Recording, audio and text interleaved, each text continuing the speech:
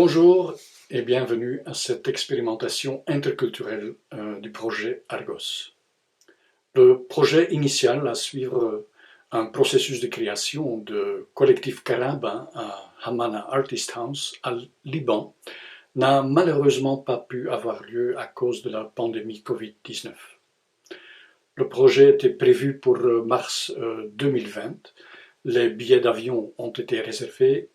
Après, on a reporté le projet avec un an, mais la situation en Europe et en Liban n'avait fait qu'empérir entre-temps. Un projet alternatif a été développé dans lequel plusieurs de nos partenaires témoignent d'un processus artistique ou de soutien des processus artistiques dans le domaine interculturel. D'abord, je vais introduire les différents partenaires qui ont collaboré à cet documentaire sur les processus de création dans le contexte interculturel.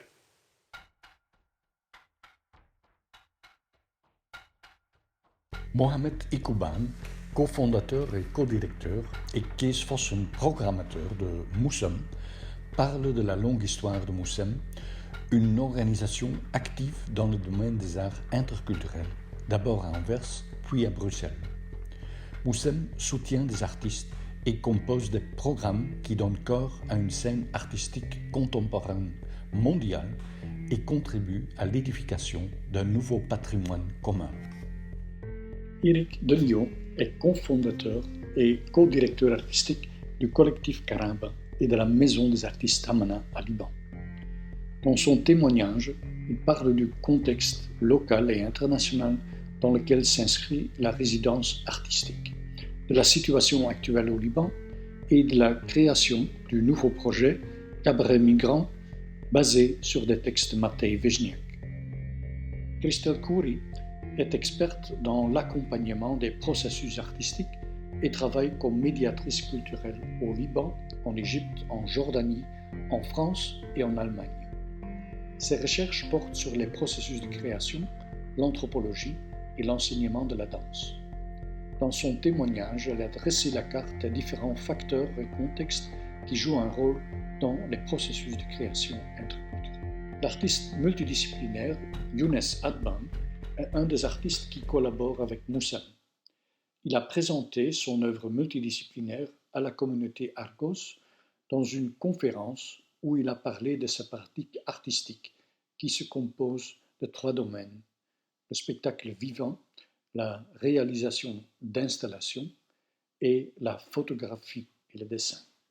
Cette partie du projet Argos traite l'observation interculturelle. Le terme interculturalisme dans les études théâtrales est controversé.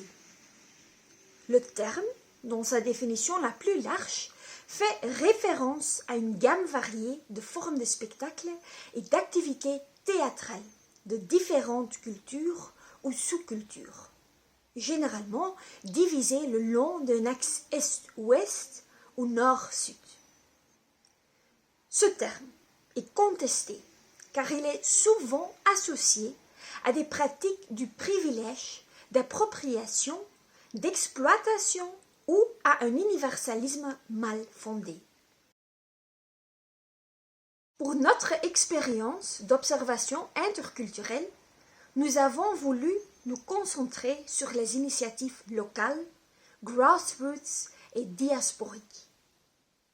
On a trouvé nos collaborations artistiques principalement entre l'Europe, le Liban et le Maroc.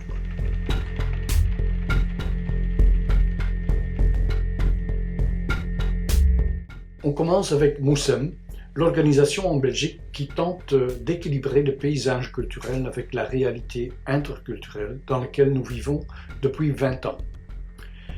Le champ d'action de Moussem concerne la culture au sens large du terme. Non seulement les arts plastiques, la musique, le théâtre, mais aussi la littérature, la philosophie, l'architecture, etc. Dans chacun de ces domaines, Moussem tente d'ouvrir les yeux sur des formes de culture non occidentales et de revendiquer une place pour des artistes d'origine non occidentale. Je laisse la parole à Mohamed Ikouban, un des fondateurs et co-directeur du Centre nomadique des arts Moussem. C'est dans ce contexte-là que Moussem est né. D'un côté, il y a le processus d'émancipation interne et d'une communauté qui se forme, qui n'est plus, disons, axée uniquement sur le retour, et d'un contexte politique très hostile à l'immigration et à la diversité culturelle. Donc, mais on est en train de construire le patrimoine du futur. Parce que sur le passé, on peut discuter, on peut réinterpréter, mais on ne peut pas changer. Mais on peut construire le futur. Et ça veut dire, nous, on veut construire, que ce soit dans le théâtre ou dans les arts visuels, comment est-ce qu'on peut construire le patrimoine du futur? Le patrimoine qui est communautaire dans le sens que Anvers, entre-temps, c'est 51% de la population n'est pas européenne. Quand nous avons commencé 20 ans, c'était à peine 30%. À Bruxelles, c'est 60% déjà. Donc, comment est-ce qu'avec toutes il y a plus de... À Bruxelles, on dit, il y a une majorité des minorités. Il n'y a plus de majorité. Donc, comment est-ce qu'on peut construire à travers l'art, à travers le répertoire, à travers les collections du musée, à travers ce qu'on présente dans comment est-ce qu'on peut contribuer à travers l'art de construire une communauté dans cette diversité qui est là. Comme déjà dit, nous n'avons pas pu visiter Amana Artist House, malheureusement. Mais nous avons eu plusieurs conversations avec ses fondateurs et Eric Deniot sera également présent lors de la table ronde avec les différents artistes ayant collaboré avec Argos. Amana Artist House est situé à 40 km de Beyrouth et nous avons demandé à Eric ce qui c'est que d'y travailler maintenant, dans un pays qui a non seulement beaucoup souffert des différentes guerres du passé, de la corruption toujours en cours, des différentes vagues de la pandémie, mais aussi l'horreur de l'explosion du port de Beyrouth. C'est tellement à l'image de la non-gestion de l'ensemble de la vie de ce pays à tous les niveaux, en fait. Voilà. Ça pour dire qu'effectivement, c'est très compliqué et que paradoxalement, pour ceux qui n'ont pas décidé de quitter le pays, comme c'est notre cas, pour l'instant en tout cas, il y a deux solutions. Hein. Soit on s'enterre jusqu'au cou, soit on décide de rester vivant et de faire ce qu'on a à faire. Pour notre part, c'est très clair. La chance qu'on a, bien évidemment, dans tout ça, c'est que nous avons quitté Beyrouth il y a maintenant 5 ans. Fort heureusement, j'ai envie de dire, et pas simplement dû au fait de l'explosion, mais simplement dû au fait de la grande difficulté de vivre dans une ville comme celle de Beyrouth aujourd'hui, et qu'on s'est installé effectivement dans ce village à 40 minutes qui nous donne, je pense, la hauteur nécessaire et la distance nécessaire pour pouvoir continuer à faire notre travail sans être asphyxié dans tous les sens du terme. Voilà, la colère, évidemment, elle est immense. Elle est immense. Le désespoir, il est très, très grand. Ce qui est le plus flagrant, là, c'est une fois encore, parce que ce n'est pas la première fois, l'immense exode qui se prépare et qui est déjà en cours pour toute une jeune génération. Et ça, c'est, pour ma part, désespérant. C'est-à-dire toutes les forces vives, toutes ces personnes capables d'imaginer, de penser, de rebâtir, de penser, de discuter, d'être en désaccord, d'être en désaccord les uns avec les autres, c'est-à-dire de générer à un moment donné une capacité à nous écouter, à dialoguer et à un moment donné potentiellement d'arriver à des choix communs. Tous ces gens-là s'en vont. Quand on a 25 ans, qu'on a terminé ses études et qu'on cherche du travail dans un pays où, donc je vais en parler maintenant, la livre libanaise est en chute libre depuis 1 an et demi. Elle était juste avant la révolution d'octobre 2017 équivalait à 1500 livres libanaises pour $1. $1, 1500 livres libanaises. Aujourd'hui, nous en sommes à 13 000. Voilà. Ça, ce sont les nouvelles de dimanche. Jeudi dernier, elle était à 10 000. Donc, on a pris soudain, en 3 jours, 3 000 livres libanaises supplémentaires sans aucune explication. C'est une fluctuation, évidemment. On est dans le système néolibéral par excellence. Le Liban fait partie des systèmes où la banque et le système bancaire a été extrêmement laissé à sa propre… enfin, je ne sais même pas l'expliquer, désolé, je ne suis pas assez technicien pour ça, mais c'est un pays ultra-libéral.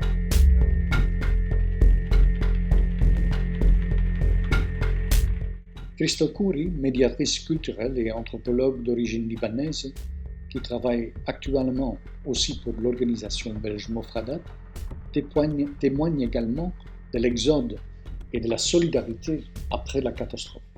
Les artistes, bien évidemment, ils travaillent ensemble.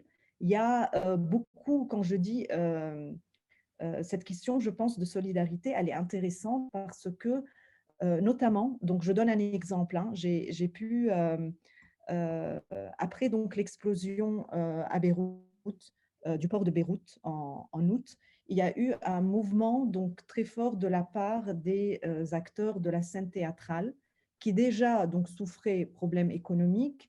Ensuite, le Covid, donc tous les théâtres étaient fermés, ça c'est évident. Le Liban a connu également donc un confinement très très strict. Il y a quelques mois, même les supermarchés donc étaient fermés, juste pour remettre les choses dans leur contexte.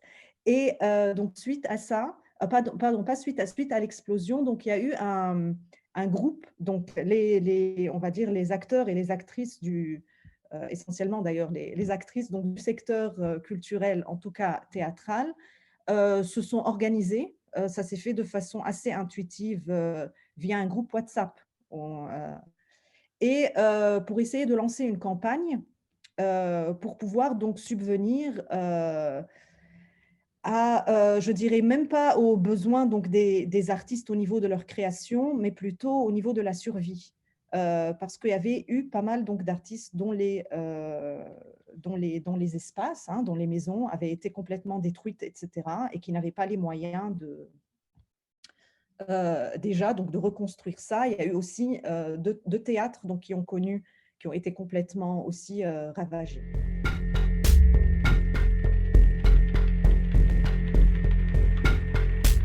Dans notre recherche sur les processus de création, nous recherchons principalement des spécificités propres au contexte dans lequel le travail est réalisé.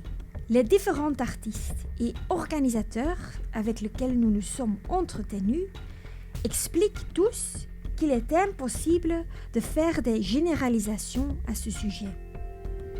Tout dépend tellement du projet spécifique, du lieu spécifique, de l'artiste spécifique. Chaque pays a sa propre tradition culturelle, sa propre éducation artistique, ses propres normes et valeurs. Éric Degnaud met particulièrement l'accent sur la richesse de ces collaborations interculturelles. L'équipe est franco-libanaise, moi je suis français, Aurélien est franco-libanais, les autres sont libanais, quoique Ahmad est syrien, Yasser est syrien.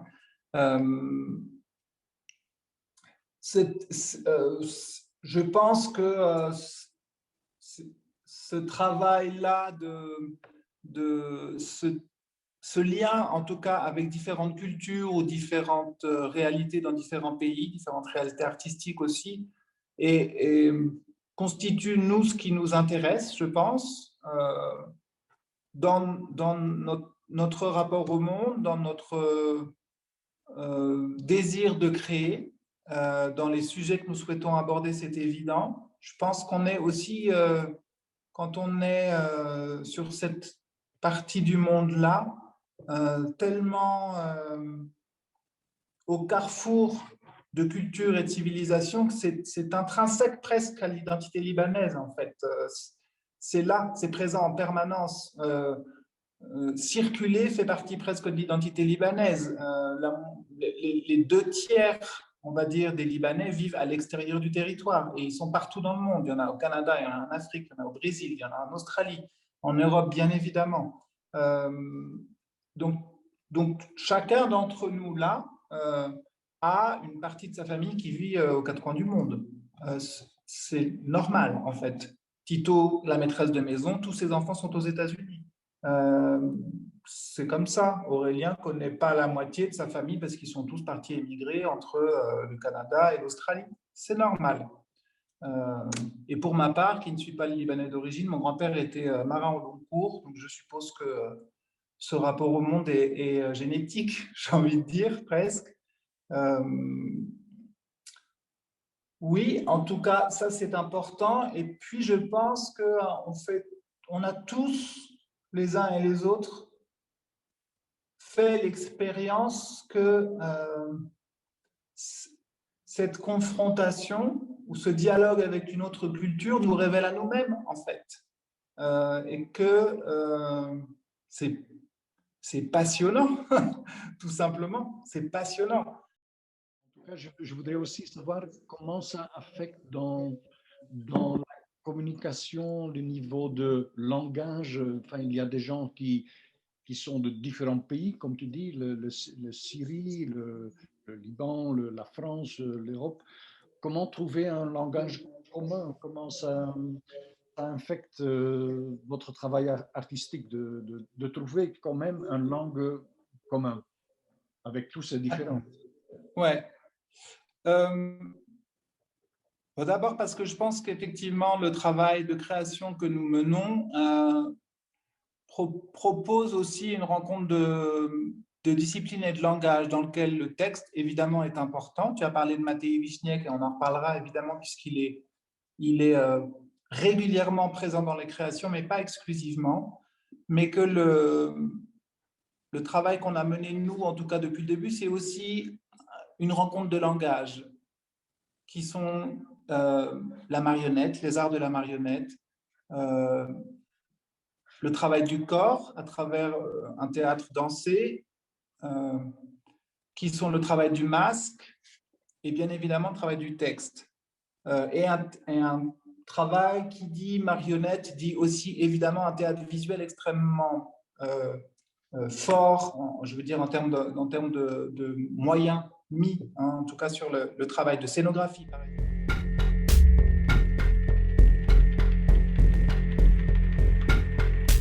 Les créations interculturelles ont toujours une signification et un impact local et international pour le collectif Karaba. Ça se passe le mieux du monde, on va dire.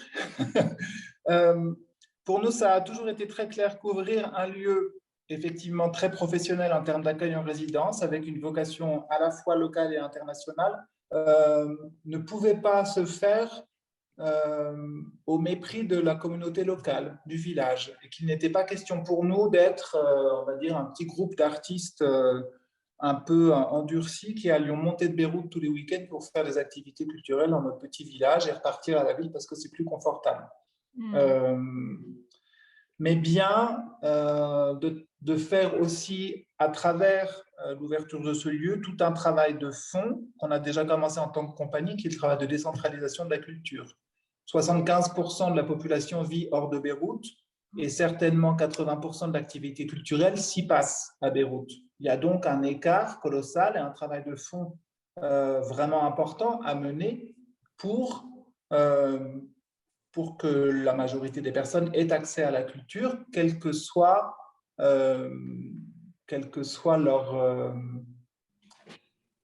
leur communauté, j'ai envie de dire.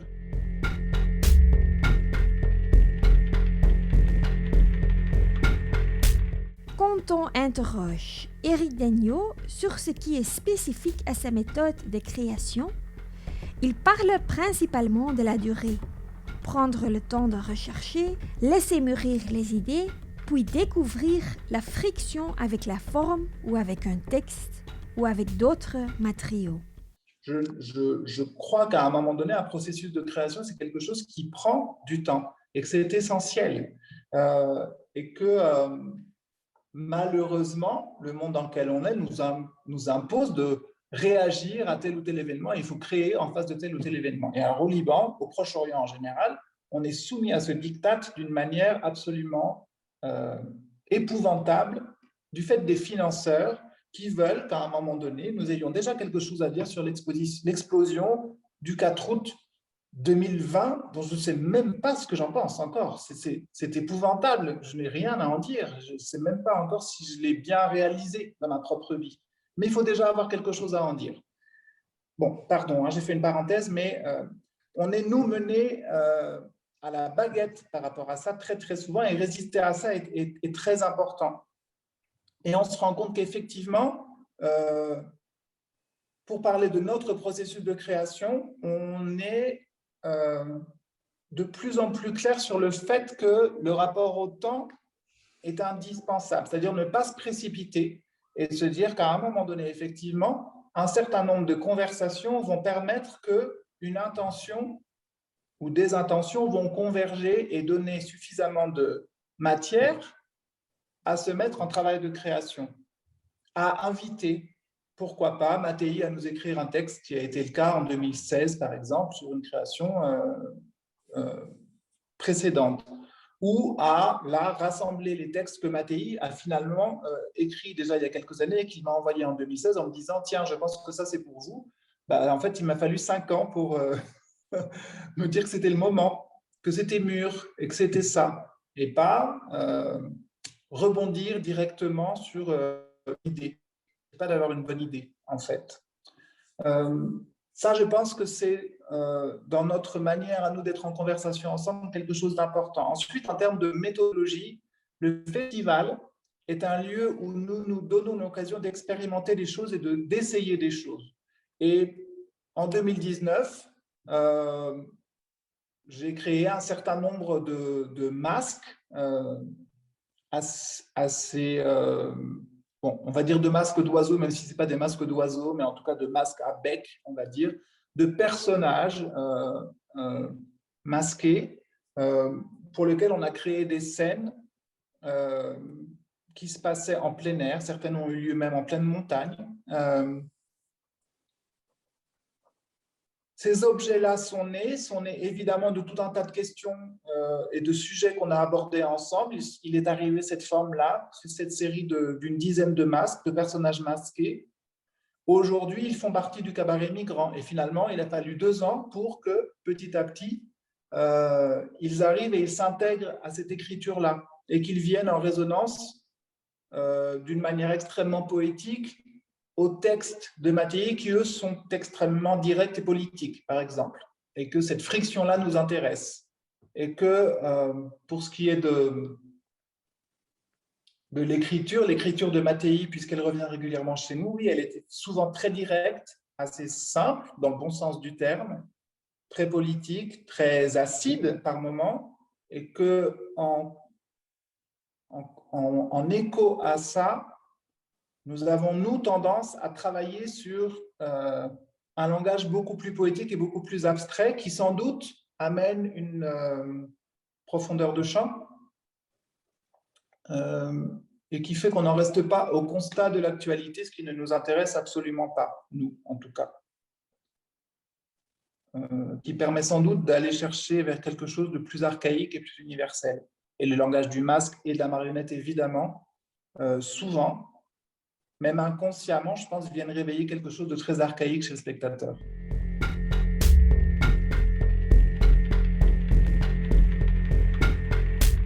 Collectif Karaba a son propre lieu de résidence à Hamana Artist House, l'un des rares lieux de résidence au Liban.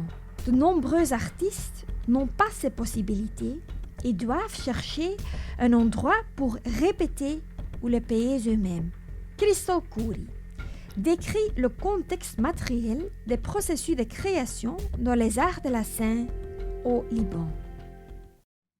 Enfin, en ce qui concerne le Liban, donc tous les artistes font partie, je dirais, de groupes non institutionnels, parce qu'il n'y a pas du tout de support étatique, en fait, à la culture. Ça, c'est un fait. Et quand je dis « il n'y a pas », c'est qu'il n'y a pas. Hein. Le budget D'après les derniers chiffres, en fait, il y a 0,001% du budget national donc, qui va à la culture. Bizarrement, quand on parle du Liban, effectivement, l'image, c'est de dire « Ah, mais c'est génial, il y a une scène culturelle foisonnante, etc. » Mais ça, c'est dû en fait à une sorte d'effort personnel de la part justement donc, de ces différents artistes. Et ce que font les artistes finalement, c'est qu'ils ont tous donc, des professions à côté.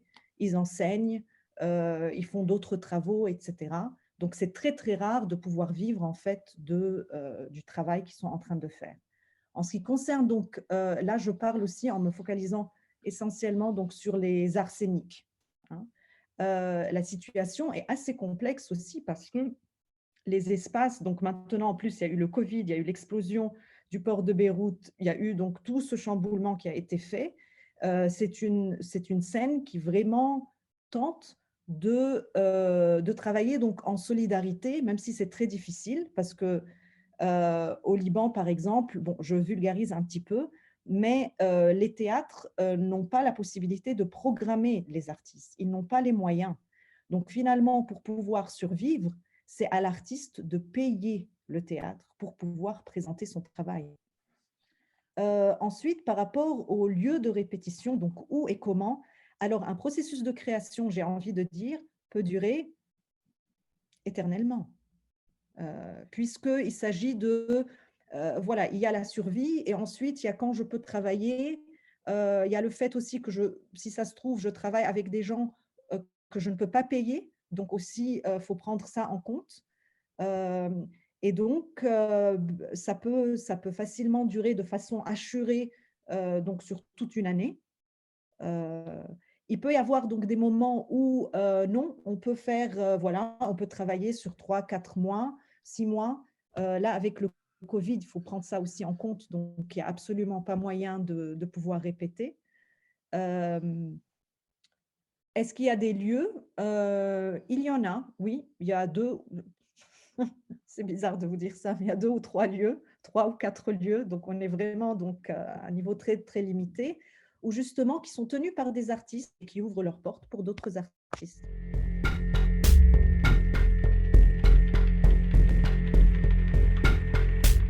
La situation au Maroc est clairement différente de celle du Liban. Younes Adban, qui travaille depuis Casablanca et Berlin, dit qu'il est plus facile pour lui d'avoir un espace disponible dans sa ville natale qu'en Europe, où tout doit être organisé beaucoup plus à l'avance. Je vais dire sur une durée de 2 ans, avec des résidences coupées. Le projet il était formé sur 3 mois de résidence, où c'est 10 jours, 1 semaine, 2 semaines, pour des raisons de planning, pour des raisons de disponibilité. Donc au total, entre 2000, j'avais commencé le projet en novembre 2016. La première, elle était en février 2018. Donc 1 an et demi. Et au total, c'était, on va dire, 2 mois et demi de résidence éparpillée sur toute l'année, entre à la fois le Maroc et l'Europe, sur les différentes. On avait aussi une résidence à Marseille dans le cadre d'un programme méditerranéen à la Friche Belle de Mai. J'avais une résidence au Cube à Rabat aussi, mais ça c'est pour l'écriture du projet, ça j'étais seul. Et la résidence à Casa, Marrakech et Bruxelles. Voilà au total comment ça s'est fait au total. Mais bon, chaque production, elle est différente. Chaque production, elle a ses conditions, elle a ses logiques, elle a son équipe, sachant qu'au Maroc, il y a certaines questions de mobilité qu'il faut traiter, les questions de visa, les questions. Du coup, chaque projet, il a une nature spécifique. Le dernier projet, Untitled 14 km, c'est une grande équipe, on est 6 sur scène, donc ça demandait encore plus de moyens et de temps pour la réalisation. Mais a développé une logique d'économie assez particulière, à la fois entre le Maroc et l'Europe. On a deux logiques très différentes, fonctionnent sur deux manières très très différentes sur les processus de travail par rapport à une création. Quand on est en Europe, on est dans la logique, on a le temps précis, limité, les questions de production, les questions de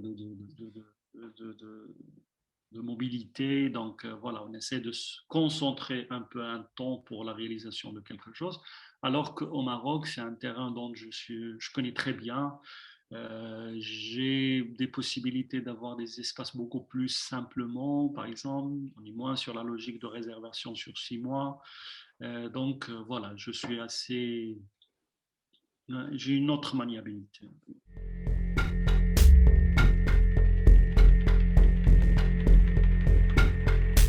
Avec Younes Adban, on revient sur le rôle de Moussem, maison de production des arts nomadiques.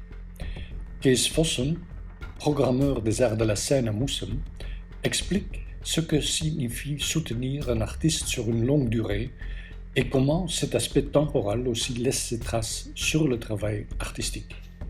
Right, what Younes Adban is saying, when you work in a situation where you cannot rely on a fixed structure, and where there's no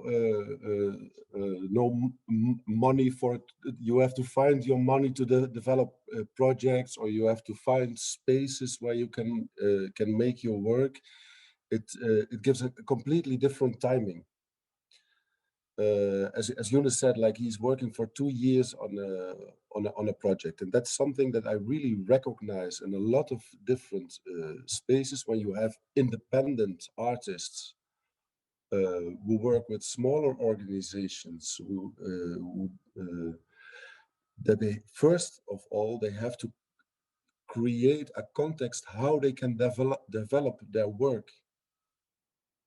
So as here we are used when you have an artist who's surrounded by some theaters, we create a context that somebody can rehearse for 10 weeks and have his premiere after.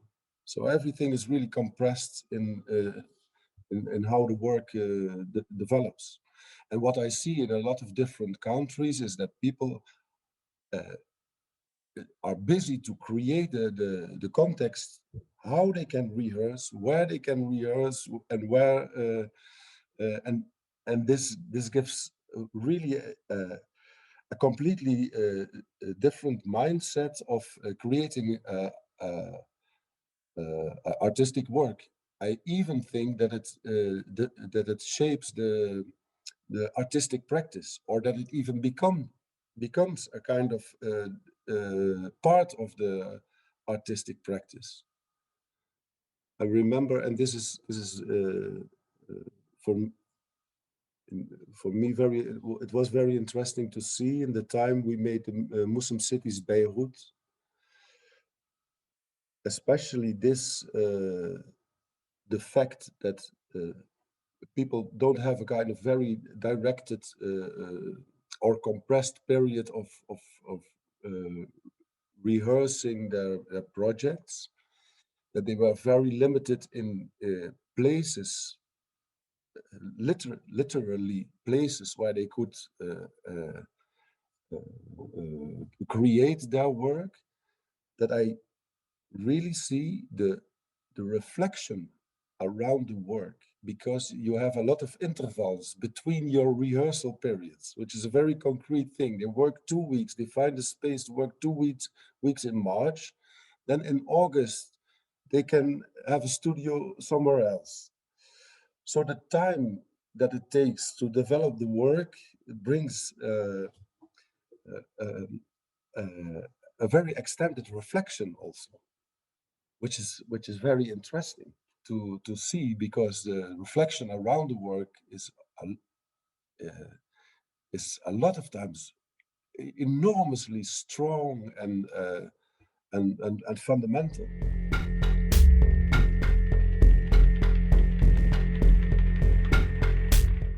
L'une des caractéristiques des processus de création interculturelle est le rôle de l'identité.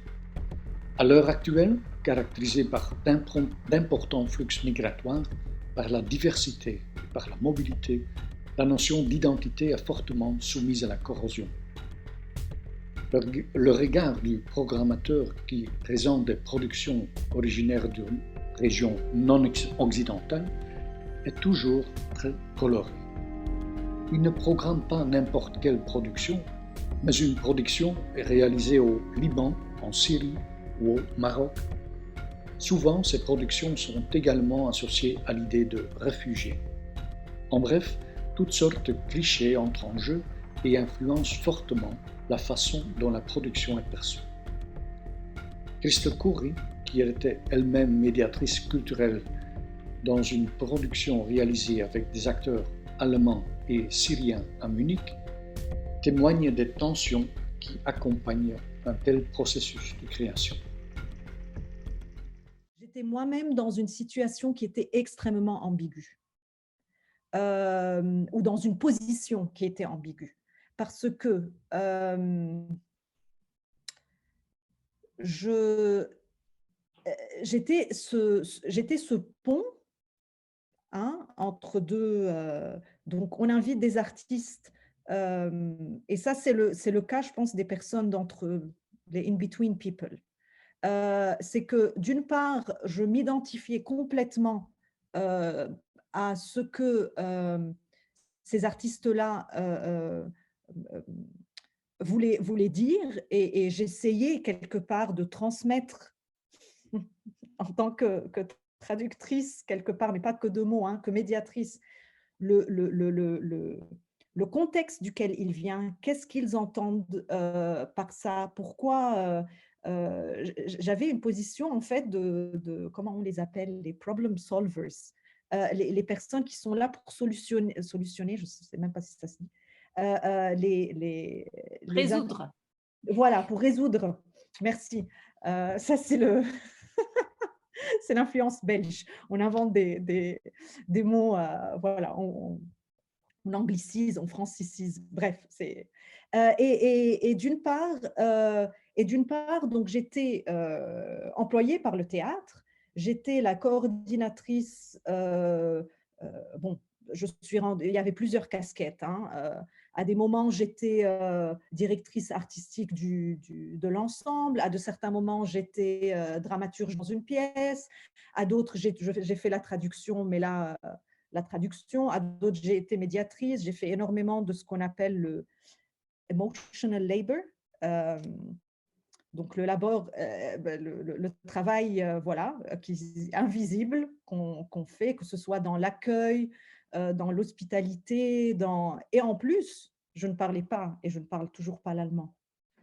Donc, ça a été très, très compliqué.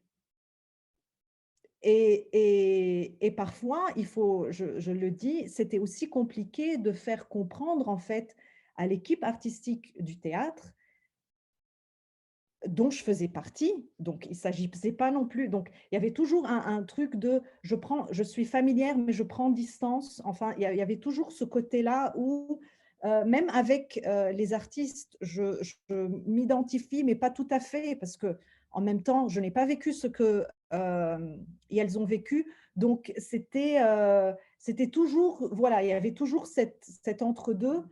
J'avoue avoir essayé d'être le plus intègre possible, mais bien évidemment, il y a des questions auxquelles on ne peut pas faire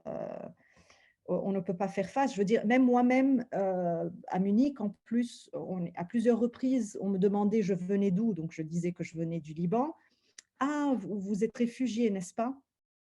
Donc j'avais du mal à leur dire non, on peut venir, si même du Liban. Enfin, du Liban, on était réfugiés, imaginez. Donc, tout Syrien était réfugié automatiquement. Donc, il y avait comme ça des petites, tout un travail en fait à faire, mais c'est un travail de longue durée. Et moi,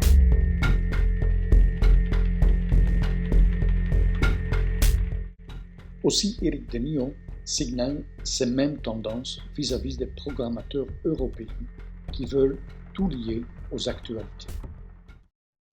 les programmateurs en Europe, pardonnez-moi, hein, je vais être un peu cruel et un peu dur, veulent, à un moment donné, ils veulent du Syrien pur jus en ce moment. Du Syrien qui va nous raconter l'histoire de la Syrie en ce moment aujourd'hui. On a besoin de pleurer sur les scènes en France et de se déculpabiliser de la politique française. Donc il faut, excusez-moi, je suis très caricatural là, je sais, un petit peu énervé sur les bords par rapport à ça, mais c'est terrible. C'est terrible parce que ça encore fragilise profondément la scène culturelle locale parce qu'elle la restreint à ce qu'on a envie d'entendre des Syriens ou des Libanais aujourd'hui. Alors que, pour en connaître certains autour de moi, ils n'ont pas du tout envie d'aborder ces sujets-là, pour certains d'entre eux, ou pas de cette manière-là. Et certains plus jeunes ont juste envie de danser sur scène et ils ont un sens de l'humour absolument extraordinaire qu'on n'entend même pas sur ces scènes-là. Et pourquoi on ne pourrait pas être syrien et avoir le sens de l'humour absolument désopilant? Pourquoi ce n'est pas possible, ça, aujourd'hui? Visiblement, c'est compliqué à admettre. Il faut qu'il fasse pitié, le metteur en scène syrien, il n'a pas le droit d'avoir de l'humour, quoi.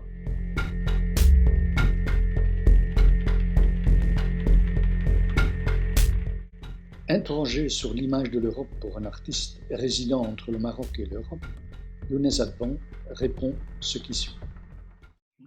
Enfin, je vais parler de l'art, je vais pas aller dans des dimensions politiques de qu'est-ce que c'est que l'Europe pour le Maroc.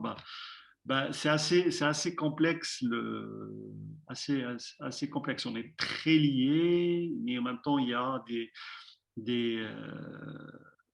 des aspects historiques qui sont bien présents. On essaie à chaque fois de redéfinir les rapports.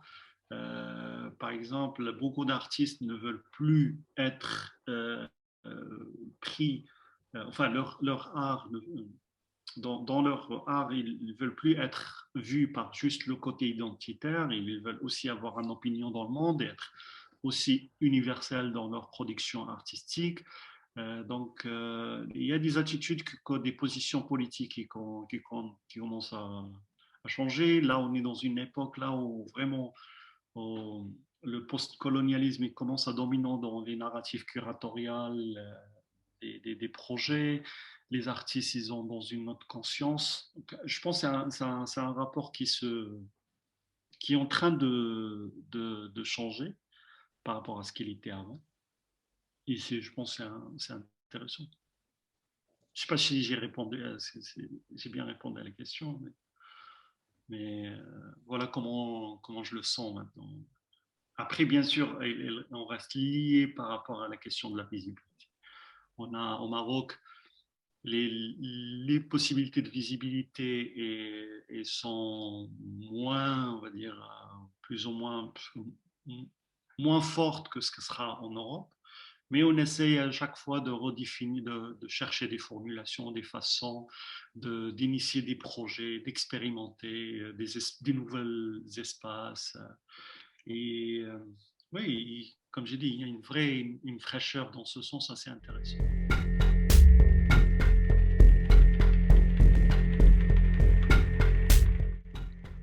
Mais en fin de compte, tous ces projets artistiques visent avant tout à créer de nouvelles communautés. Et cela nous ramène au projet Argos, qui a été conçu comme un laboratoire pour rassembler une nouvelle communauté. Nous aimerions conclure avec les mots d'Éric Deniau. Je pense que notre travail, c'est sans doute de créer ces signes. C'est bien le travail de la création, donner des signes visibles d'un autre possible.